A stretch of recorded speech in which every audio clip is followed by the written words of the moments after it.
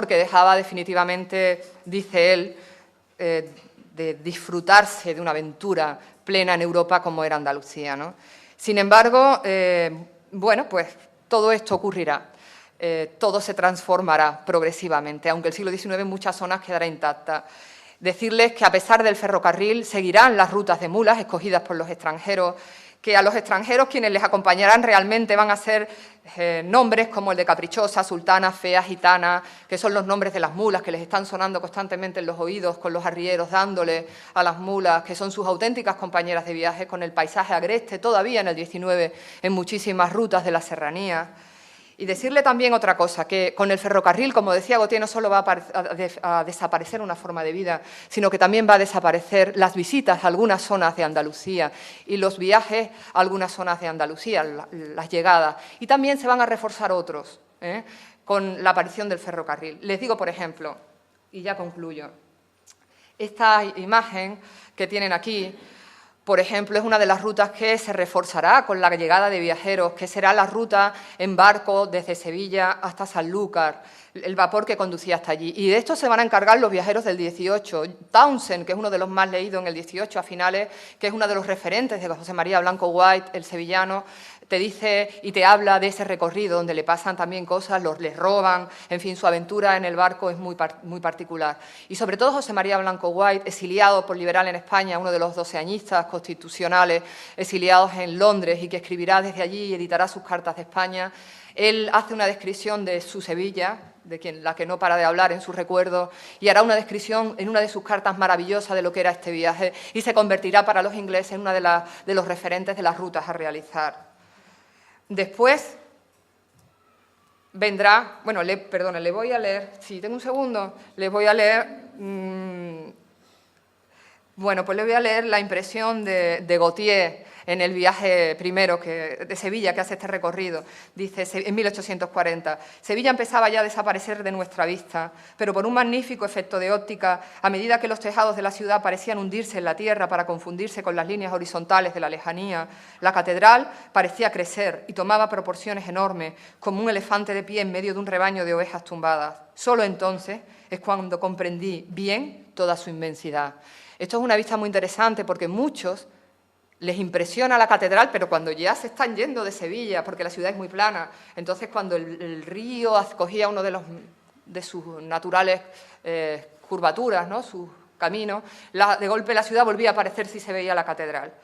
Y también les traigo otro ejemplo, que es el del chileno, que habla muy bien como turista que es de por qué coge la ruta del barco. Un chileno político y escritor, Rafael Sangüesa Lizardi, que la coge en 1880, y dice: de Sevilla partimos a Cádiz.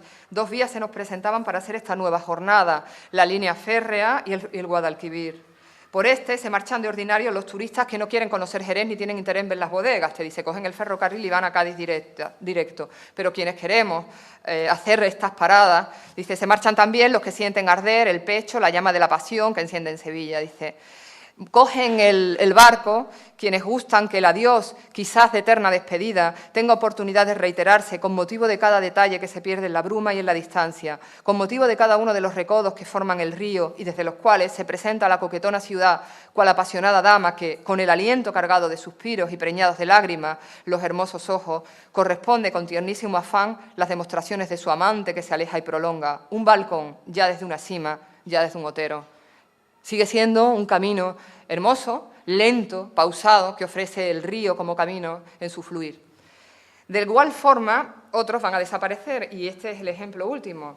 En el siglo XIX se acostumbra, sobre todo después se acostumbra, muchos viajeros que vienen hasta Andalucía se acercan hasta los campos de batalla de Bailén, sobre todo después de la Guerra de la Independencia. Pero este camino va a ir desapareciendo por muchos motivos, y se los resumo. Se acercan, primero, un motivo natural es que las generaciones pues, se suceden y ya deja de interesar, las guerras y las batallas ganadas o perdidas dejan de interesar, por lo que los británicos y franceses, principales junto con los españoles implicados en la guerra, dejan de interesarse, y no es lo mismo, voy porque lo conoció mi padre que voy porque lo conoció mi bisabuelo, lo abandonan. Segundo, el ferrocarril no va a jugar tampoco a su favor, porque el ferrocarril no pasará por ellos. Tercero, la ciudad de Bailén. La ciudad de Bailén es una ciudad muy pequeña en la que los británicos, especialmente ese que tienen ahí, que es Richard Ford, el viajero británico, que escribe en 1845 y que será referente de casi todos los viajeros que vengan después, les da por decir que Bailén es una ciudad insignificante, que no tiene nada, que mejor no pararse, que pase usted de largo. Si usted pasa de largo por Bailén, no se acerca tampoco a ver los campos de batalla. De tal manera que todo se confabulará en su contra. El camino antiguo también se confabula en su contra, porque la mala situación hacía que muchos de ellos llegaran de noche a esta zona, por lo que no podían verlo. Y el ferrocarril pasa de noche también, en muchos de sus tramos.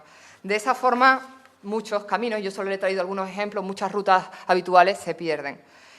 De esta forma, y ya concluyo, les he explicado de una manera escueta lo que ha sido la pequeña historia de las rutas, los transportes y las impresiones de unos usuarios, para los que en la mayoría de los casos, como les he explicado, no se construyeron ni se mejoraron las rutas. Todos los planes que se fueron acometiendo sobre caminos tenían un objetivo prioritario, que era y que fue mejorar la economía de las zonas, acelerando el comercio de los productos que exportaban o que importaban.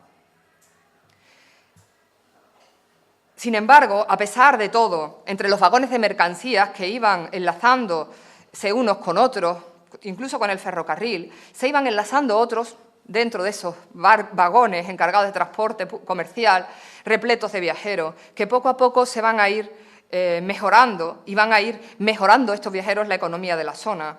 Viajeros que llegaban solo a alojarse, visitando también sus monumentos, alimentándose o adquiriendo elementos que le permitieran recordarlo siempre. Pronto veremos cómo esas personas que se trasladan junto con esos otros elementos comerciales también se irán convirtiendo en una gran entrada de dinero. El turismo se va a desarrollar de una forma implacable, adentrándose por las viejas rutas de herradura y por las nuevas rutas de hierro que a duras penas habían conducido los negocios de aquellas pobres gentes. Los andaluces, y que serían fundamentales para el modelo de turismo andaluz, sea el que sea y es en la actualidad, y lo que es en la actualidad por encima de todo. Y los andaluces van a ser y los viajeros fundamentales. El modelo de turismo andaluz es un modelo diferente y único porque es el que se gestó en medio de este hermoso panorama, pero muy empobrecido, para alcanzar la categoría de industria. Nada más. Esto es lo que he intentado un poco explicarles. Espero que les haya gustado.